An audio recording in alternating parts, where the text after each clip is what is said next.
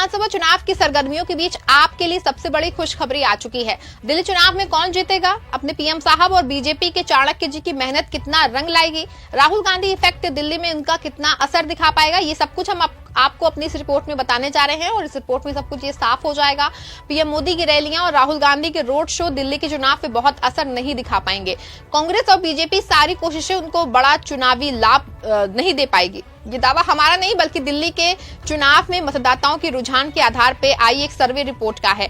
Report में दावा किया गया है कि दिल्ली में एक बार फिर से आपकी सरकार बनने जा रही है। रिपोर्ट में आपको कितनी सीटें मिल रही हैं, कांग्रेस और भाजपा कितनी सीटों पे सिमट जाएगी, सब कुछ हम आपको अपनी इस रिपोर्ट में बताने वाले हैं। साथ ही हम आपको ये भी बताएंगे कि किस पार्टी का वोट प्रतिशत कितना। और मैं हूं आपके साथ सिमरन। दोस्तों, दिल्ली विधानसभा चुनाव भाजपा और आप के बीच बहुत ही रोचक मुकाबला होता हुआ दिखाई दे रहा है। दोनों पार्टियां अपने सारे पैतरे आजमाती हुई दिखाई दे रही हैं। दिल्ली में शीश महल बनाम राजमहल की शुरू हुई लड़ाई पूर्वांचल वोटर कैग से लेकर के गरीब बस्तियों का पहुंच चुकी है। भाजपा हर मौके पे आपको भ्रष्टाचारी और अरविंद केजरीवाल को घोटालेबाज बता रही है, लेकिन आप हर मामले पे पूरा काउंटर लगाती हुई दिखाई दे रही है। और आपका काउंटर इतना जबरदस्त दिख रहा है कि भाजपा को उल्टे पैर लौटना पड़ रहा है। इस सबसे कांग्रेस जो है वो अलग मुसीबत में फंस गई है। कांग्रेस के सामने सबसे बड़ा संकट है कि किस तरह से अपने इंडिया गठबंधन के सहयोगी दल के खिलाफ आक्रामक हो, क्योंकि दिल्ली के शुरुआती चुनाव में जिस तरह से कांग्रेस ने बीजेपी की राह पकड़ी थी वो कहीं न कहीं कांग्रेस और इंडिया गठबंधन को तोड़ता दिख रही थी। ऐसे में कांग्रेस के तमाम सहयोगी दलों ने आपको समर्थन दिया और इंडिया गठबंधन की मंशा पे ही सवाल खड़े होने लगे हैं। सपा प्रमुख अखिलेश यादव, टीएमसी प्रमुख ममता बनर्जी, एनसीपी प्रमुख शरद पवार और शिवसेना उद्धव गुट ने खुले तौर पे आपके साथ रहने का ऐलान किया। साथ ही इंडिया गठबंधन टूटने पर सवाल खड़े किए। आप भी सुनिए संजय राउत का बयान। इंडिया ब्लॉक बचाने की जिम्मेदारी कांग्रेस पार्टी की है। कांग्रेस सबसे बड़ी पार्टी है। एक बात सही है कि इंडिया ब्लॉक बना था लोकसभा चुनाव लड़ने के लिए, और लोकसभा चुनाव के बाद इंडिया ब्लॉक की एक भी मीटिंग हुई नहीं है। ये मीटिंग बुलाने की जिम्मेदारी भी कांग्रेस पार्टी की ही थी। कांग्रेस बड़ी पार्टी है। हम अब तक इंडिया ब्लॉक का कन्वीनर नहीं घोषित कर सके। ऐसा नहीं होना चाहिए। अगर हमको लड़ना है एक ताकत के खिलाफ, तो हमको ये सब बातें ध्यान में रखनी चाहिए। हालांकि इसके बाद राहुल गांधी की अब पूरे मामले में एंट्री हो गई है। अब ये तय है कि आपके नेताओं पे व्यक्तिगत हमले कांग्रेस नहीं करेगी। हालांकि इसके बाद कांग्रेस के पास अपना खुद का चुनाव लड़ने की गुंजाइश बहुत कम बची है, लेकिन इसके बाद भी राहुल गांधी मैदान में आ चुके हैं। माना जा रहा है कि अब कांग्रेस को सिर्फ राहुल फैक्टर ही संजीवनी दे सकता है, नहीं तो कांग्रेस का हाल पिछले चुनाव जैसा होने वाला है। इन तमाम चुनावी आंकलन को लेकर टाइम्स नाउ की एक सर्वे रिपोर्ट आई है। इस रिपोर्ट में बहुत चौंका देने वाला खुलासा हुआ है। पिछले 27 साल से सत्ता में लौटने का ख्वाब देख रही बीजेपी को जोर का झटका लगा है। बीजेपी के लिए सत्ता दूर के ढोल सुहावने जैसी होने वाली है। टाइम्स नाउ की सर्वे रिपोर्ट में और कुछ क्या है ये हम चर्चा करेंगे। इससे पहले दिल्ली की सियासत को थोड़ा समझ लेते हैं। साल 1993 में दिल्ली में पहली बार विधानसभा के चुनाव हुए। पहले चुनाव में बीजेपी को पूर्ण बहुमत मिला। बीजेपी ने 70 में से 49 सीटों पे जीत दर्ज की। इस चुनाव में बीजेपी को 42% से ज्यादा वोट मिले थे, लेकिन बार बार सीएम बदलने की वजह से बीजेपी अपनी जीत को कंटिन्यू नहीं कर पाई। साल 1998 में जब फिर से दिल्ली के चुनाव हुए तो कांग्रेस ने बड़ी जीत दर्ज करते हुए बीजेपी को 15 सीटों पे सिमटा दिया। कांग्रेस का वोट जो था 47% और बीजेपी 34% वोट पे सिमट गई। इसके बाद लगातार कांग्रेस का प्रदर्शन शीला दीक्षित की अगुवाई में बढ़ता ही गया और कांग्रेस 2013 तक दिल्ली की सत्ता पे काबिज हो रही। लेकिन 2013 में अचानक ही दिल्ली की सियासी समीकरण जो है अचानक पलट गए। अन्ना आंदोलन से एक नई पार्टी आपका जन्म हुआ और अरविंद केजरीवाल उसके नेता बने। आपने अपने पहले ही चुनाव में कांग्रेस और भाजपा को खत्म कर दिया। पहली बार केजरीवाल 49 दिन के सीएम, फिर लगातार पिछले दिनों तक सीएम रहे। जेल से वापस आने के बाद उन्होंने दिल्ली के सीएम के पद से इस्तीफा दिया और आतिशी को दिल्ली का नया सीएम बनाया।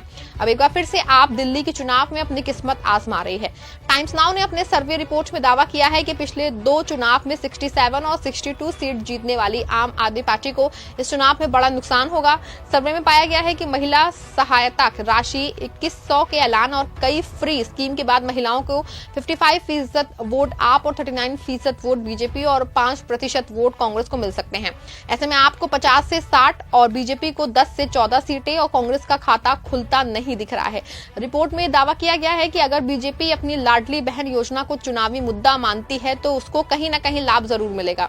ऐसे में भाजपा और आप के बीच कांटे की टक्कर देखी जा सकती है। ऐसे में आप और भाजपा दोनों की सीटें 33 से 37 हो सकती हैं। हाँ, इतना जरूर है कि आपके पास इस प्लस पॉइंट है, ये है कि महिलाओं में आपकी छवि काफी अच्छी है और पिछले दिनों रमेश बिधूड़ी के बयान के बाद महिलाओं में भाजपा के प्रति कुछ गुस्सा जरूर है। इसका सीधा लाभ जो है आपको मिल सकता है। शायद कहीं ना कहीं ये बात पूरी तरह से भाजपा समझ चुकी है। यही वजह है कि अचानक दिल्ली चुनाव में स्मृति ईरानी को लॉन्च किया गया है। दिल्ली और देश के अधिकारों पर आम आदमी पार्टी के सौजन्य से घुसपैठियों का कब्जा देश में चिंता और चर्चा का विषय बना हुआ है। फर्जी आधार कार्ड बनाने, फर्जी पैन कार्ड बनाने और फर्जी वोटिंग कार्ड बनाने की शिकायतों को संज्ञान में लेकर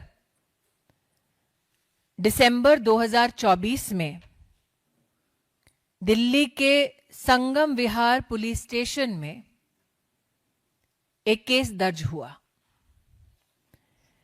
इस केस के अंतर्गत जांच में पाया गया कि सेक्टर 5 रोहिणी दिल्ली में एक दुकान के माध्यम से फर्जी आधार कार्ड तैयार कराए जा रहे थे। जब मालिक से पूछताछ हुई तो ये जानकारी सामने आई कि घुसपैठी और अवैध बांग्लादेशियों के लिए आधार कार्ड तैयार कराने का इस दुकान में माध्यम स्थापित किया गया था। तफ्तीश में आरोपी रंजीत ने अपने सहयोगी अफरोज के साथ अधिकृत आधार केंद्र में और अफरोज के माध्यम से फर्जी जन्म प्रमाण पत्रों को जारी किया ताकि आधार कार्ड बन सके। आरोपी रंजीत और अफरोज की गिरफ्तारी के बाद जांच में लैपटॉप्स जो जब्त किए गए, एफएसएल के माध्यम से डेटा की एनालिसिस पर आम आदमी पार्टी के विधायकों का खौफनाक चेहरा सामने आया। कुछ जगहों पे तो ये भी दावे किए जा रहे हैं कि ईरानी जी बीजेपी दिल्ली सीएम का चेहरा भी बन सकती हैं। हालांकि ये दिल्ली में आसान नहीं होगा, लेकिन इतना तो साफ है कि आप फिलहाल चुनाव में बीजेपी से कहीं आगे खड़ी है। अब आगे क्या होगा ये चुनाव के रिजल्ट ही बताएंगे, लेकिन फिलहाल आप सभी मोर्चों पे बाजी मारती हुई दिखाई दे रही है। आपका इस पूरे मामले में क्या कहना है, हमें कमेंट में जरूर बताएं।